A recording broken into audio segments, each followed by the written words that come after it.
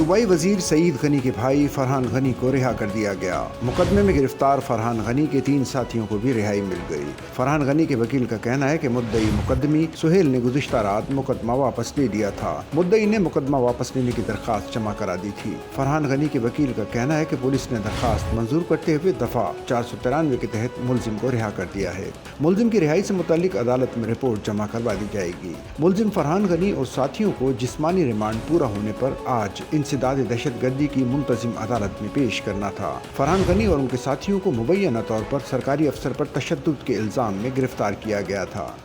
Sachal news net work کی videos میں خوش آمدید۔ ناظرین، ویڈیو سے متعلق اپنی قیمتی رائے کا اظہار کمنٹ باکس میں ضرور کریں اور چینل کو سبسکرائب کریں۔